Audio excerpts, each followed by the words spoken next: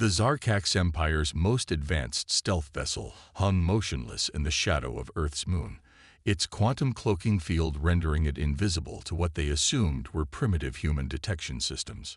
First observer Terra watched the blue-green planet through all 12 of her sensory organs, mandibles clicking in growing frustration as she reviewed the latest analysis. Something isn't right, she chittered to her second-in-command, Revel. The data patterns make no sense. Revel floated closer to the holographic display, his crystalline exoskeleton reflecting the soft blue glow of Earth's atmospheric scatter. The humans appear to be exactly where they should be developmentally. Crude chemical rockets, basic satellite networks, internal combustion vehicles. They've barely reached their moon. That's precisely what bothers me, Terra responded, manipulating the sensor readouts with practiced efficiency.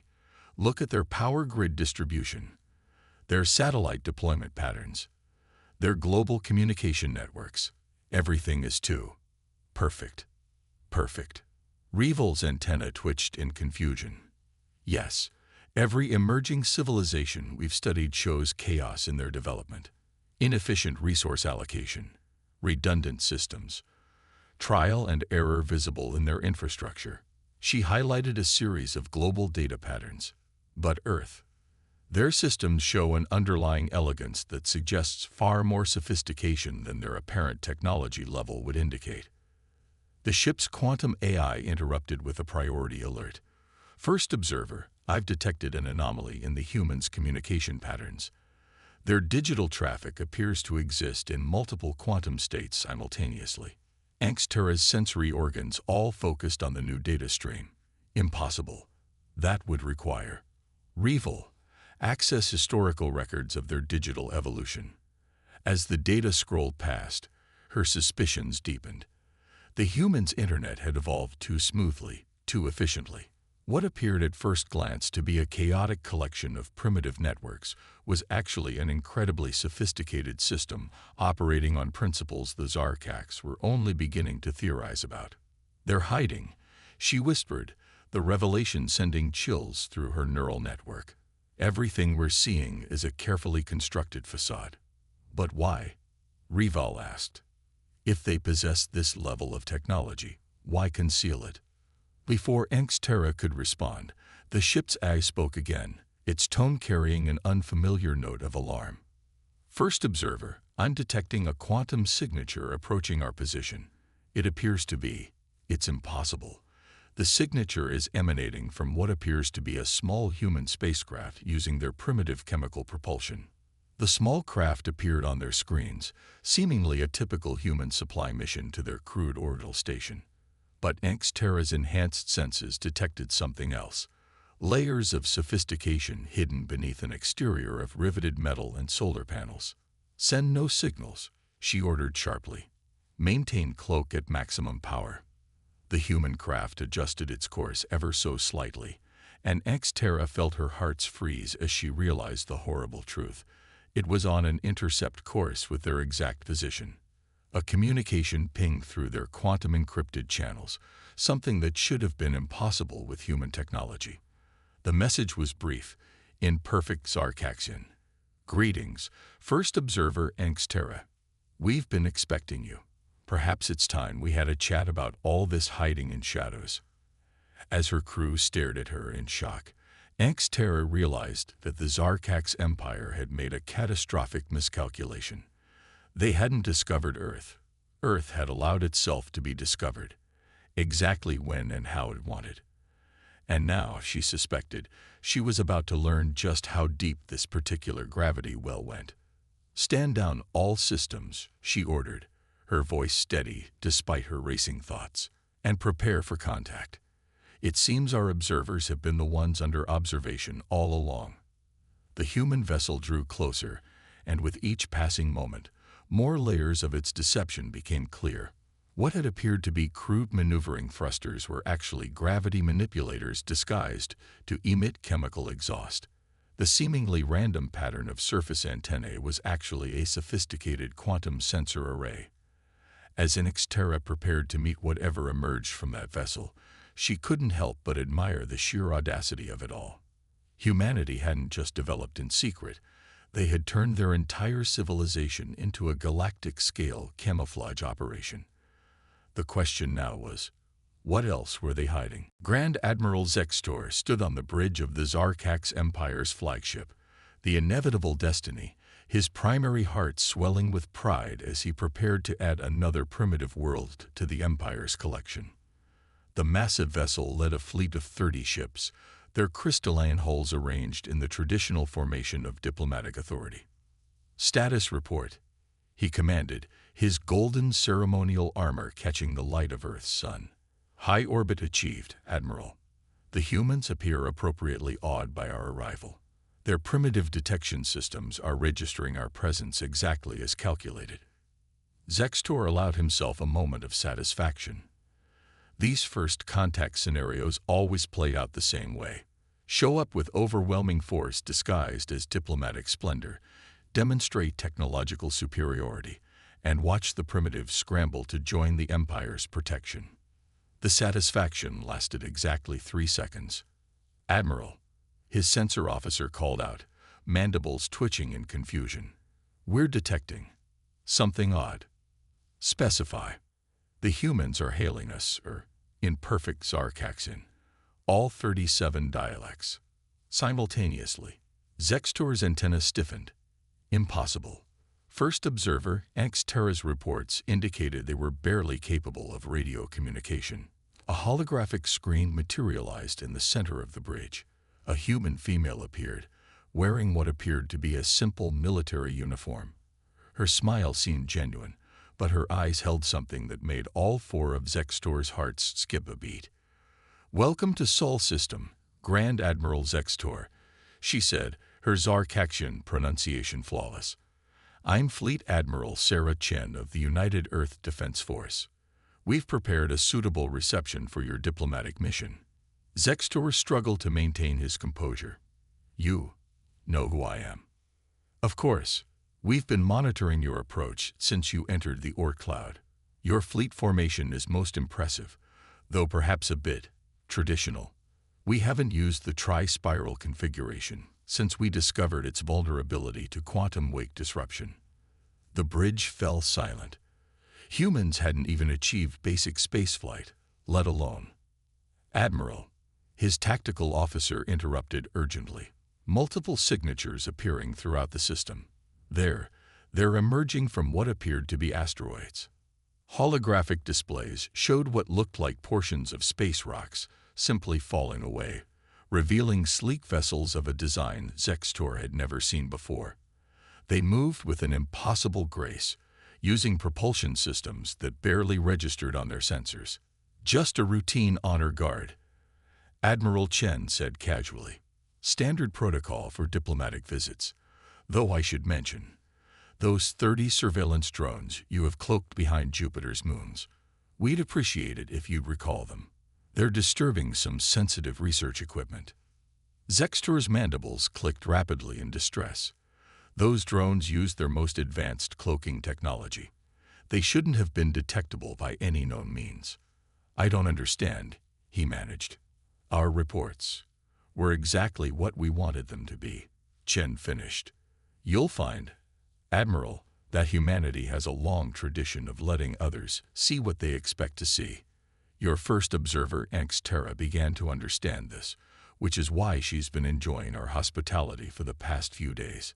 She sends her regards, by the way. She's quite fascinated by our quantum computing facilities."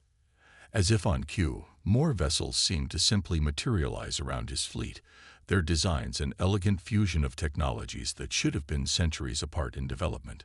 What had appeared to be primitive satellites were transforming, revealing themselves as nodes in a defense network that encompassed the entire solar system. "Now then," Chen continued, her smile unchanged, but her tone carrying just a hint of steel, "shall we discuss the actual terms of diplomatic relations between Earth and the Zarkax Empire? As equals, of course." Zextor looked around his bridge at the supposedly superior technology that now seemed almost quaint compared to what he was witnessing. His mission had been to incorporate another primitive world into the Empire. Instead, he was facing a civilization that had masked its true nature so effectively that even their best observers had seen only what humanity wanted them to see. "Yes," he replied, his voice barely a whisper. "I believe we should." As the human vessels took up escort positions around his fleet, Zexter couldn't shake the feeling that the galaxy's balance of power had just shifted dramatically.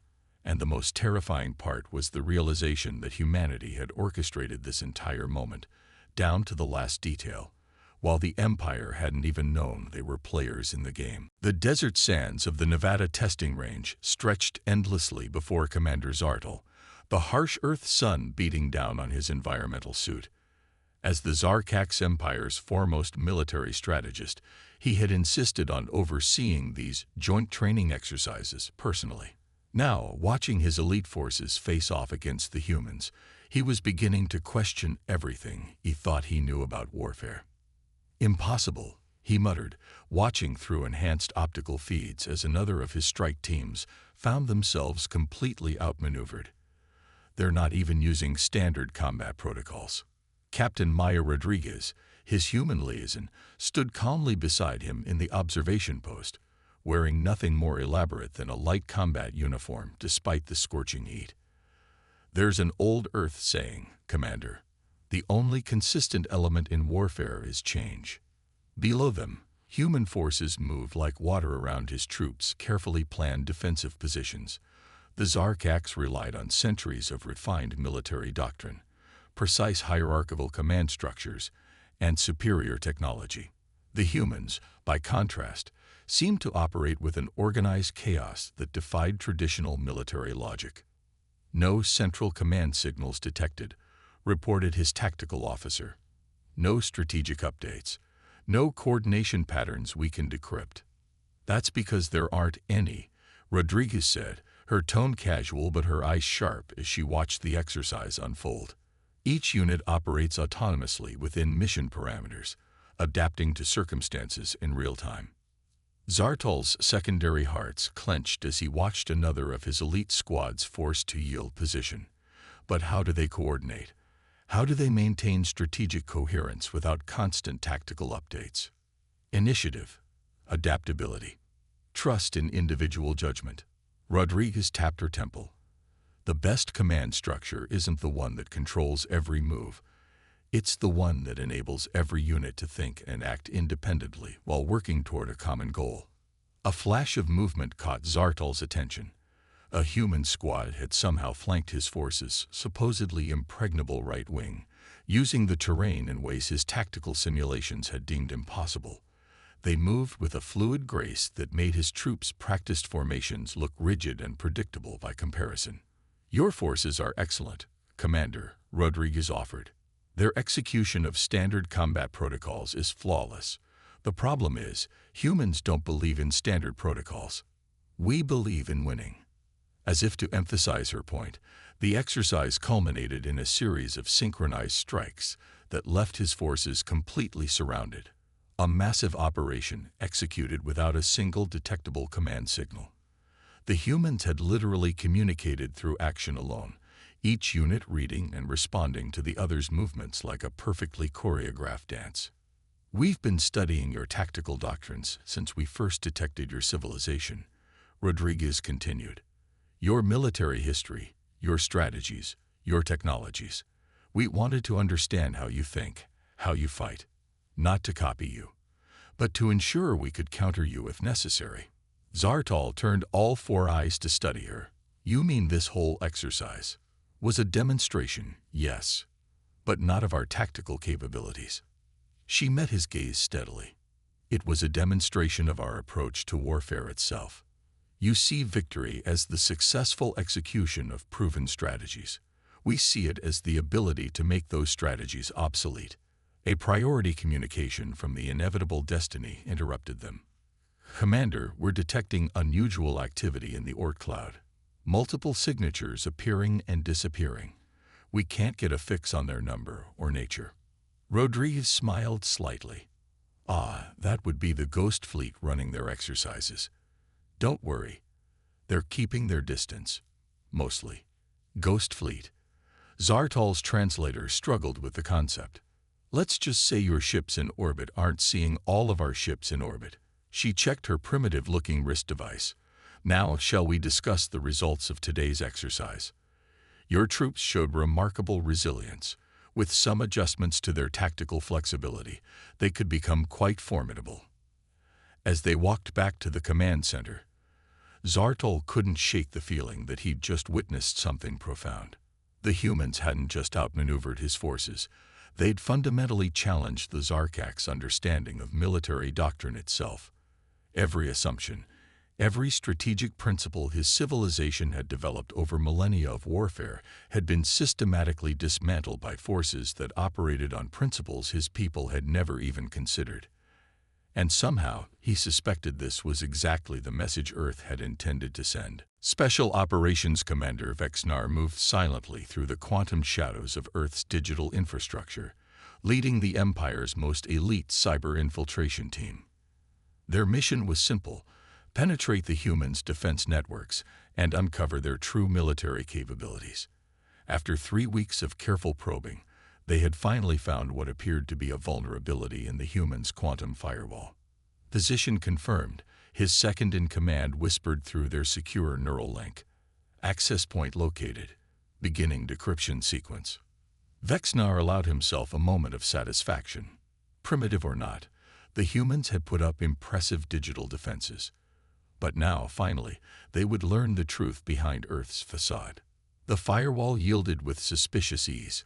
"Commander," one of his analysts called out, "these encryption patterns, something's wrong."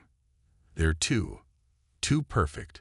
Vexnar finished, his satisfaction turning to ice in his veins. "Pull out. Now." But it was too late.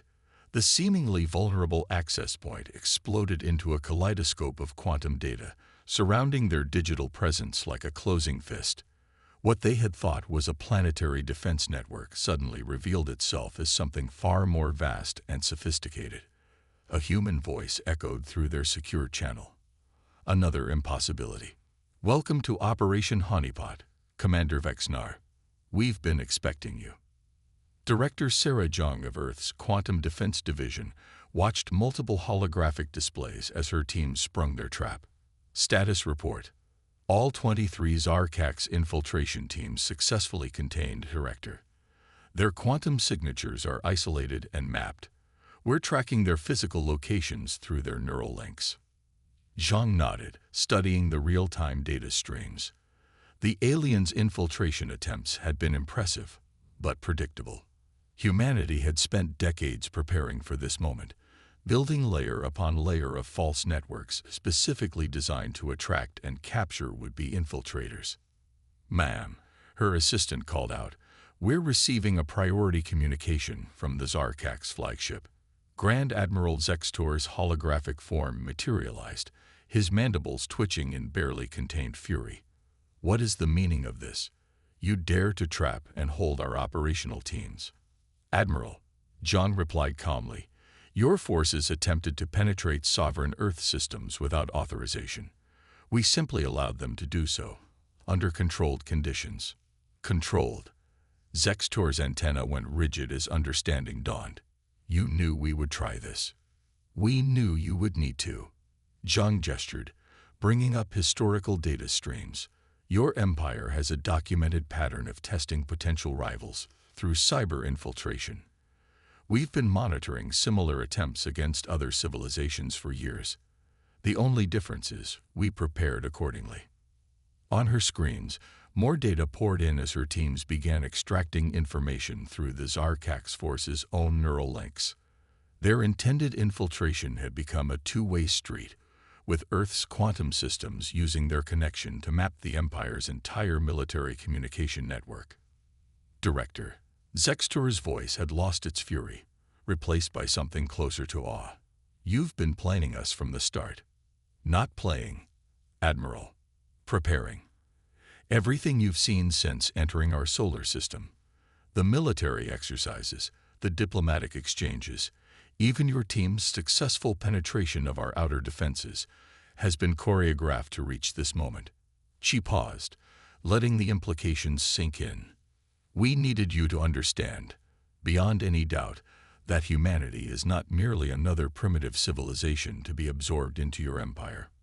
Those networks we penetrated, Vexnar's voice cut in, the Special Operations Commander having been patched into the communication.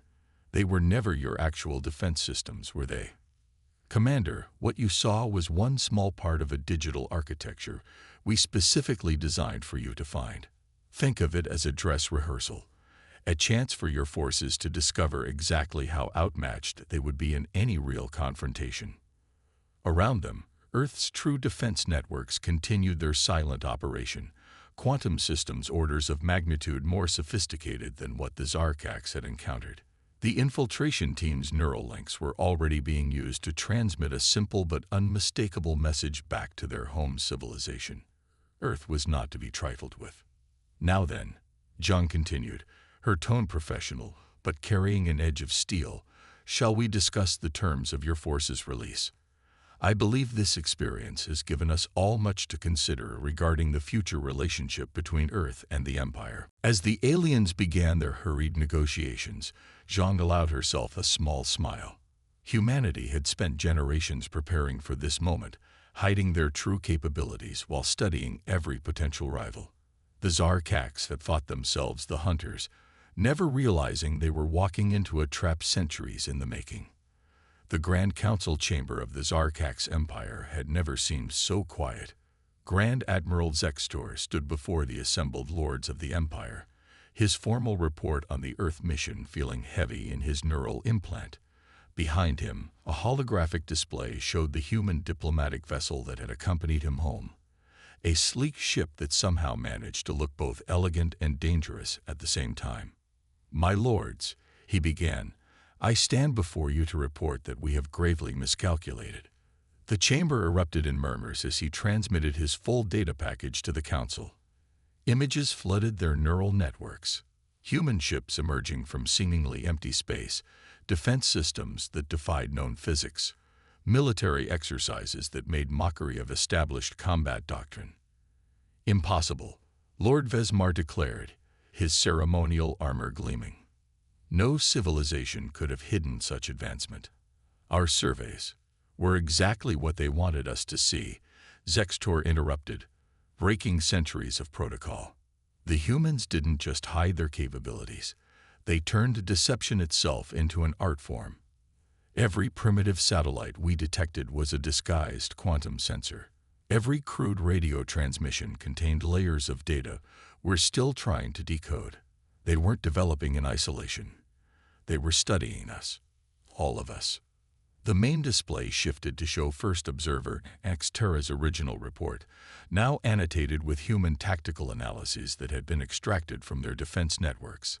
The humans had known they were being watched, had calculated the exact moment the Empire would make contact, and had prepared accordingly.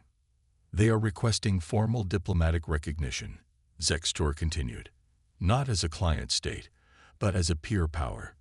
And they have provided evidence to support their position. New data flowed through the neural network. The council members stiffened as they processed it.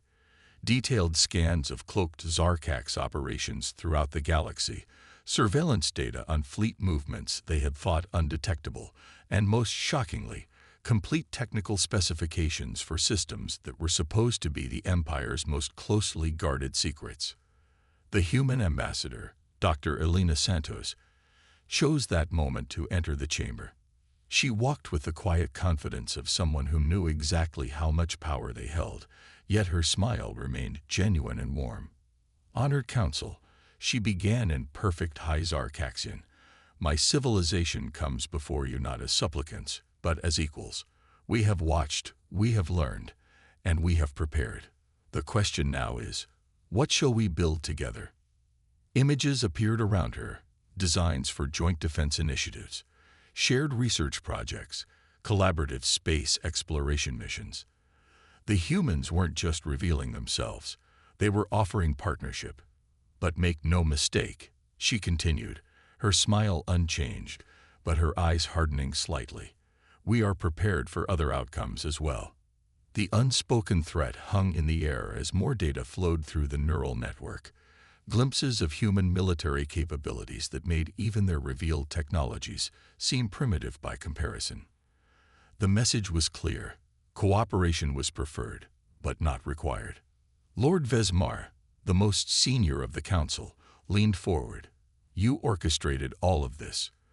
The discovery of your world, the apparent weaknesses in your defenses, the infiltration attempts we couldn't resist making. Every step was calculated.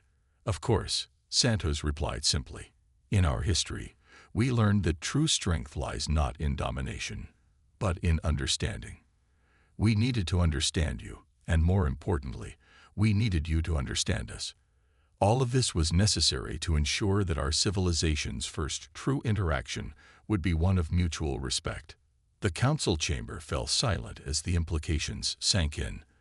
The Zarkax Empire had thought itself the dominant power in the galaxy, only to discover that humanity had been quietly operating on a level they hadn't even known existed. The galaxy is changing, Santos concluded. The old hierarchies of technological superiority and military might are giving way to something new. Earth extends its hand in friendship, offering to help guide that change. The choice of whether to take it is yours. As the council began their deliberations, Zexter watched the human ambassador and finally understood what his first contact team had discovered weeks ago. Humanity hadn't just revolutionized technology or military doctrine. They had fundamentally changed the rules of galactic civilization itself. The age of empires and conquest was over. The era of human innovation and collaboration had begun. The galaxy would never be the same.